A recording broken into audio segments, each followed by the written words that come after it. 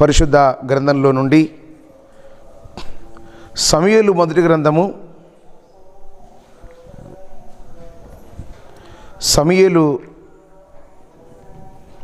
సమూయేలు మొదటి గ్రంథము 2వ అధ్యాయము 9వ వచనాన్ని మనం చూద్దాం. సమూయేలు మొదటి గ్రంథము 2వ అధ్యాయం 9వ వచనం. తన భక్తుల పాదములు త్రొట్టిల్లకుండా ఆయన వారిని కాపాడును. ప్రభునందు ప్రియులారా, ఇక్కడ మనం ఆలోచన చేస్తే దేవుడు తన గ్రంథములో ఈ విధంగా చెబుతున్నాడు, లేదా ఈ విధంగా వ్రాయించాడు. ఏమనంటే, తన భక్తుల పాదములను ఆయన త్రొట్టిల్లనివ్వడు. అంటే తన భక్తుల పాదాలనేవి తన భక్తులను పడిపోనివ్వడు. తన భక్తులు పడిపోతే వారిని కాపాడే బాధ్యత, వారిని నిలవబెట్టే బాధ్యత, అసలు వారిని పడకుండా చేసే బాధ్యత ఎవరికి ఉందని చెప్తున్నాడంటే దేవుడు నాకే ఉందంటున్నాడు. అంటే ఎప్పుడైనా మీరు గమనించారా, ఒక భక్తుడు పడిపోతుంటే ఆయన చూసి ఊరకనే ఉండేవాడు కాదు, ఆయన పడిపోకుండా చేసేవాడు. దేవుడు ఎలాంటి వాడు? పడిపోకుండా తన భక్తుల యొక్క పాదాలను త్రొట్టిల్లకుండా ఆయన కాపాడేవాడు. మనం ఇక్కడ గమనిస్తే ప్రియులారా, భక్తుడు అని ఎవరినంటారు? భక్తుడు అని ఎవరిననాలి అని మనం ఆలోచిస్తే ప్రియులారా, ప్రతిరోజు ప్రార్థనకు వచ్చేవారిని భక్తులు అంటారు, ప్రతిరోజు బైబిల్ చదివే వారిని భక్తులు అంటారు, ప్రతిరోజు పాటలు పాడేటువంటి వారిని భక్తులు అంటారు. కానీ భక్తులంటే వారు కాదు. ఎవరు భక్తులంటే? భక్తులని ఎవరిననాలి, భక్తులని ఎవరిని పిలవాలో మనం అక్షర గ్రంథాన్ని చూస్తే యోహాను సువార్త 9వ అధ్యాయము 31వ వచనాన్ని మనం చూద్దాం. యోహాను సువార్త 9వ అధ్యాయం 31వ వచనాన్ని మనం చూద్దాం. దేవభక్తుడైన వాడు దేవుని చిత్తము చొప్పున జరిగించాలి. ఏం చేయాలి దేవభక్తుడు? దేవుని భక్తుడు ఎవరైనా, నేను దేవుని భక్తుణ్ణి, నేను దేవుని భక్తురాలని, నేను దేవుని భక్తుణ్ణి, నేను దేవుని భక్తురాలని అనుకుంటే దేవుని భక్తుడు ఏం చేయాలి తెలుసా? దేవుని చిత్తము చొప్పున జరిగించాలి, దేవుని ఇష్టం జరిగించాలి. ఏది? దేవుని ఇష్టాన్ని జరిగించాలి. దేవుని ఇష్టాన్ని జరిగించాలి. దేవుని ఇష్టాన్ని జరిగించేవాడే ఎవరో తెలుసా? దేవుని యొక్క భక్తుడు. దేవుని ఇష్టానుసారంగా జరిగించకుండా నేను భక్తుడని చెప్పి ఇష్టానుసారంగా జీవించాడనుకో, ఇష్టానుసారంగా మాట్లాడాడనుకో, ఇష్టానుసారంగా జీవించటము, ఇష్టానుసారంగా మాట్లాడడం చాలామంది ఉంటారు. నేను భక్తుణ్ణి, నేను భక్తురాలని అని అంటారు. నేను భక్తుణ్ణి, భక్తురాలని అన్నటువంటి వీరు తర్వాత ఏం చేస్తారు తెలుసా? ఇష్టానుసారమైన జీవితం, ఇష్టానుసారమైనటువంటి ఆలోచనలు, ఇష్టానుసారమైనటువంటి బ్రతుకు. కాబట్టి ఇష్టానుసారమైనటువంటి వారు తమకు ఇష్టానుసారమైనటువంటి జీవితాన్ని, తమకిష్టానుసారమైనటువంటి మాటలను మాట్లాడుతూ మేము భక్తులం అంటారు. ఏమంటారు? భక్తుడైన వారు ఏం చేయాలి తెలుసా? దేవుని ఇష్టము చొప్పున చేయాలి, దేవుని ఇష్టానుసారంగా జరిగించాలి. దేవుని ఇష్టం ఏంటి? దేవుని ఇష్టం ఏంటి? బూతులైనను సరసోక్తులైనను మీ నోట రాకూడదు. మీ నోట ఏం చేయకూడదు? అబద్ధం ఆడకూడదు. అబద్ధం ఆడకుండా ఉండాలన్నదే దేవుని ఇష్టం. అదేవిధంగా మోసము చెయ్యకుండా ఉండాలన్నదే దేవుని ఇష్టం. బూతులు మాట్లాడకుండా ఉండాలన్నదే దేవుని ఇష్టం. కానీ ప్రియులారా, ఇక్కడ మనం గమనిస్తే, ఇక్కడ మనం ఆలోచన చేస్తే ఈరోజు భక్తులు అనుకునేవారు చాలామంది ఇష్టానుసారంగా మాట్లాడతారు, ఇష్టానుసారంగా ప్రవర్తిస్తారు. నేను భక్తుని అంటారు. ఏమంటారు తెలుసా?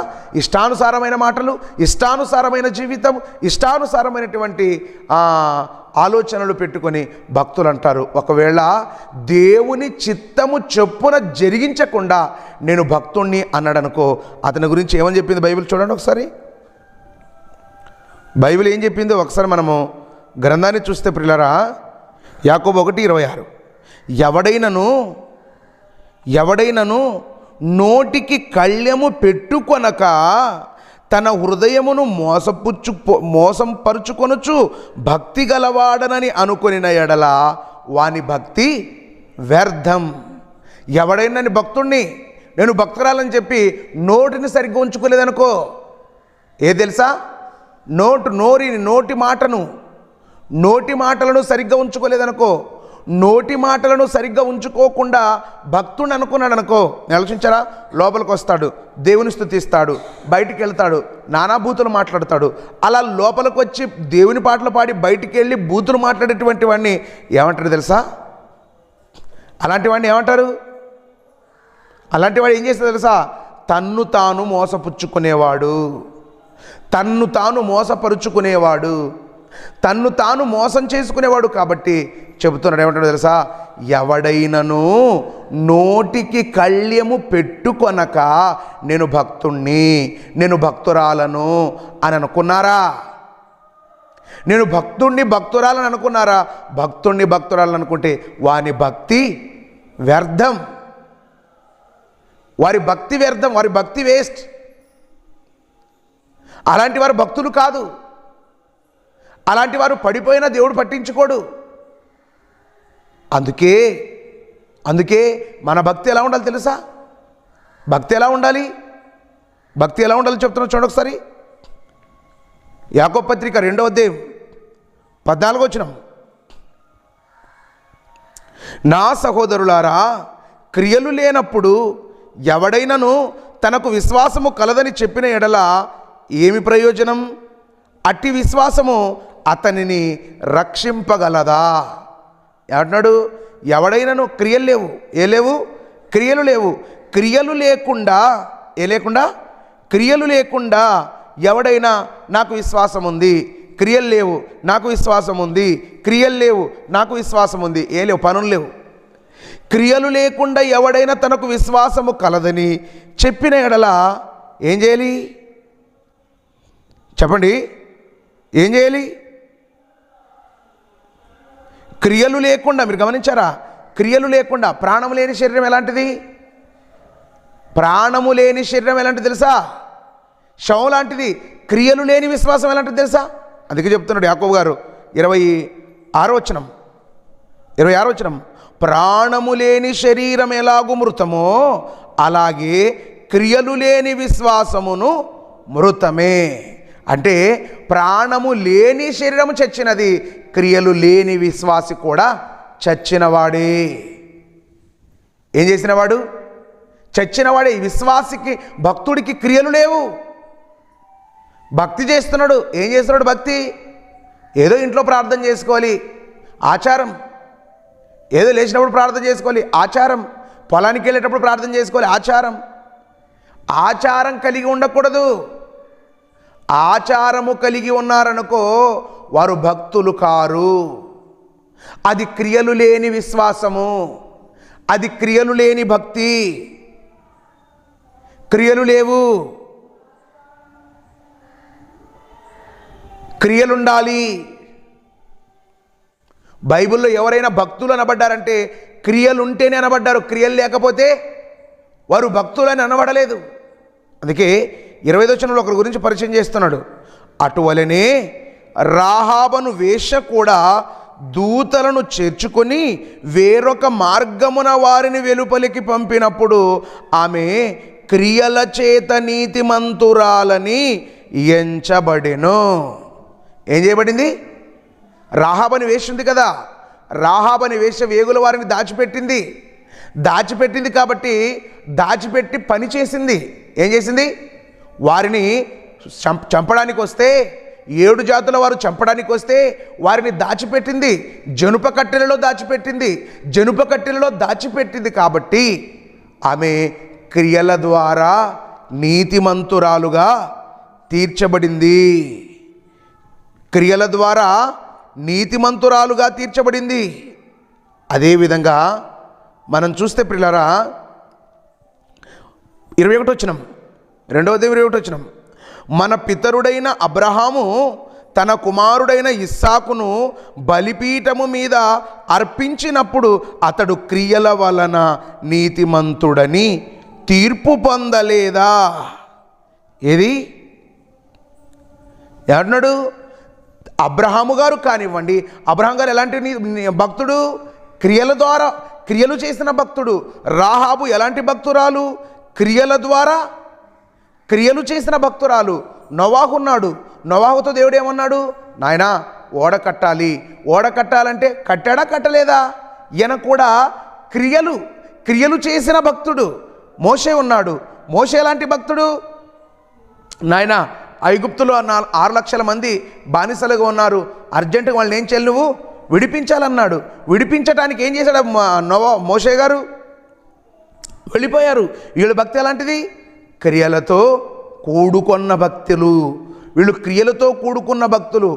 సపోజ్ ఉదాహరణ మనం ఆలోచిస్తే ఏలియా, ఎలీషా, ఇంకా రాజులు, ప్రవక్తలు మనం ఎంతోమందిని చూస్తే వారు ఏం చేశారు? చాలామంది క్రియలతో కూడుకున్న భక్తి చేశారు. క్రియలతో కూడుకున్న భక్తి చేశారు కాబట్టి వారు భక్తులయ్యారు. ఎన్ని ఆపదలు వచ్చినా, ఎన్ని అభ్యంతరాలు వచ్చినా, ఎన్ని ఆటంకాలు వచ్చినా దేవుడు వాళ్ళను పడిపోకుండా నిలవబెట్టాడు.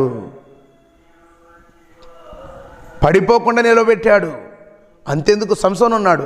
సంసోను ఏం చేశాడు? మొదట ఎంతో బలాన్ని తెచ్చుకున్నాడు. తర్వాత ఏమైపోయాడు తెలుసా? తర్వాత మనలాగా కొన్నదులు భక్తి చేసి కొన్నదులు భక్తికి దూరం అయ్యాడు. దూరం అయిపోయిన తర్వాత అతనికి బలం పోయింది, అన్నీ పోయాయి. తర్వాత ఏమని తెలుసా? దేవుని అడుక్కున్నాడు, దేవా నేను చేసింది తప్పే, ఇక మీదట నీకు వ్యతిరేకమైన పని నేను చెయ్యను అని చెబితే దేవుడు మరలా అతనికి 2 అంతల బలాన్ని, 7 అంతల బలాన్ని, మొదట ఉన్నదానికంటే ఎక్కువ బలాన్ని ఇచ్చాడు. అందుకే తన 2 చేతులతో తన ఫిలిస్తీయుల సర్దారుల గుడిని పడగొట్టేశాడు. ఏం చేశాడు? పడగొట్టేశాడు. ఎందుకంటే అంత శక్తి, అంత బలం ఎలా వచ్చిందో తెలుసా? దేవుడిచ్చాడు. ఏం చేశాడు? దేవుడిచ్చాడు. కాబట్టి నువ్వు కూడా నీ భక్తి నువ్వు పడిపోకుండా ఉండాలంటే నువ్వు భక్తిగా జీవించాలి, నువ్వు విశ్వాసంగా జీవించాలి. నువ్వు విశ్వాసంగా జీవిస్తేనే నువ్వు పడిపోవు. అబ్రహాము విశ్వాసంగా జీవించాడు కాబట్టి అబ్రహాము 100 సంవత్సరాలు పిల్లలు లేకపోయినా దేవుడు అతన్ని పడగొట్టలేదు. పడగొట్టలేదు, అలానే నిలవబెట్టాడు. అదేవిధంగా రాహాబను వేశ్య ఆలోచించారా? పడిపోయిన స్థితిలో ఉన్నటువంటి వ్యభిచారికురాలైనటువంటి రాహాబను వేస్తను దేవుడు ఏం చేసి తెలుసా? పడిపోయిన ఆమెను, ఎప్పుడైతే ఆమె క్రియలు చేసిందో, పనులు చేసిందో, పడిపోయిన ఆమెను ఏం చేశాడు? దేవుడు లేపి నిలవబెట్టాడు. అంటే తన భక్తుల పాదాలను ఆయన త్రొట్టిల్లనివ్వడు. ఎలాంటి భక్తుల పాదాలను త్రొట్టిల్లనివ్వడయ్య అంటే, ఎలాంటి భక్తుల పాదాలను త్రొట్టిల్లనివ్వడు? ఒకసారి మన గ్రంథాన్ని చూస్తే 31వ కీర్తన, కీర్తనల గ్రంథం 31వ కీర్తన 23వ వచనం. యెహోవా భక్తులారా మీరందరూను ఆయనను ప్రేమించుడి, యెహోవా విశ్వాసులను కాపాడును. దేవుడు ఏం చేస్తాడు తెలుసా? యెహోవా భక్తులారా మీరంతా దేవుని భక్తులారా మీరందరూ కూడా మీరు ఏం చేయాలి తెలుసా? మీరందరూ కూడా ఆయనను ప్రేమించండి, దేవునిని ప్రేమించండి. యెహోవా విశ్వాసులను కాపాడుతాడు. ఎలాంటి విశ్వాసులను? క్రియలు చేసే విశ్వాసులను, పనులు చేసే విశ్వాసులను. పనులు చేసే విశ్వాసులనే కాపాడుతాడు. ఏం పని లేకుండా, ఏమీ పని లేకుండా ఊకే వచ్చి కూర్చొని లేచిపోయే విశ్వాసులను మాత్రం దేవుడు ఎట్టి పరిస్థితులలో కాపాడడు. దేవుడు మిమ్మును పడిపోకుండా నిలబెట్టాలంటే మీరు దేవుడి పని చేయాలి. ఏంటి దేవుని పని? నువ్వు అబద్ధం ఆడకుండా ఉండటమే అది దేవుని ఇష్టం. నువ్వు దేవుని సత్యానికి దగ్గరగా ఉండటమే అది దేవుని ఇష్టం. నువ్వు దేవుని మాటకు విధేయత కలిగి జీవించటమే దేవుని ఇష్టం. ఇలాంటి దేవుని ఇష్టాన్ని నెరవేర్చేటువంటి భక్తులైతే, విశ్వాసులైతే దేవుడు మిమ్మల్ని పడిపోకుండా నిలవబెడతాడు. అలా పడిపోకుండా నిలవబెట్టినటువంటి వాళ్ళు బైబిల్ చరిత్రలో చాలామంది ఉన్నారు. కాబట్టి ఆ చరిత్రలో చాలామంది ఉన్నారు కాబట్టి అలా నిలబడినటువంటి వారి జాబితాలో నువ్వు నేను మనమందరం చేరి ఆ దేవుడుండే పరలోకానికి వెళ్ళాలని చేరాలని మీకందరికీ తెలియజేస్తూ దేవుడు ఈ మాటలు మన వినికిడిలో భద్రపరచునుగాక. ఆమెన్. కళ్ళు మూసుకోండి. పరిశుద్ధుడు ప్రేమగల తండ్రి, మీ పరిశుద్ధమైన పవిత్రమైన నామమునకు స్తోత్రములు నాయన. తండ్రి, మీ మాటలను మేము విన్నాము నాయన. విన్న మాటల ప్రకారముగా బ్రతుకుటకు మీరు కృప చూపండి. మోకరించిన స్త్రీలను బట్టి ప్రార్థిస్తున్నాం, పురుషులను బట్టి ప్రార్థిస్తున్నాం. మీ కృపలో మీరు జ్ఞాపకం చేసుకోండి. మా గ్రామాన్ని మీరు కాపాడండి. మా గ్రామ పెద్దలను మీరు దీవించండి, ఆశీర్వదించండి నాయన. అదేవిధంగా తండ్రి, సంఘాన్ని సంఘ పెద్దలను బట్టి ప్రార్థిస్తున్నాం. మీ కృపలో మీరు జ్ఞాపకం చేసుకోండి తండ్రి. వేకోజామునే లేచి అబ్బా తండ్రి అని మొరపెట్టుకునే గొప్ప భాగ్యమును ధన్యతను మీరు మాకిచ్చారు తండ్రి. మీ సన్నిధిలో మీతో ఈ దినాన్ని ప్రారంభించడానికి మీరు ఇచ్చారు తండ్రి. మీకు స్తోత్రములు నాయన. తండ్రి, ఎందరికో ఈ అవకాశం ఉన్న సోమరులుగా, నిద్రపోతులుగా, దరిద్రులుగా తండ్రి, లోకములో ఎవరెవరితోనో వారి యొక్క దినాన్ని ప్రారంభిస్తున్నారు తండ్రి. మీరు మాకు మీతో ప్రారంభించడానికి మాకు ధన్యత ఇచ్చిన విధానానికై స్తోత్రములు. మోకరించిన ప్రతి బిడ్డను మీ కృపలు మీరు బలపరుస్తారని యేసుక్రీస్తు వారి నామములో ప్రార్థించి అడిగి వేడుకొనుచున్నాము తండ్రి. ఆమేన్. మన తండ్రి అయిన దేవుని ప్రేమ, కుమారుడైన యేసుక్రీస్తు వారి కృప, పరిశుద్ధాత్మని యొక్క అన్యోన్య సహవాసం ఇప్పుడు ఎల్లప్పుడూ ఇక్కడ చేరి వచ్చిన మనందరిపై, ప్రపంచంలో సకల పరిశుద్ధులపై సదాకాలము తోడై ఉండి ముందుకు నడిపించునుగాక. ఆమేన్. అందరికీ వందనాలు.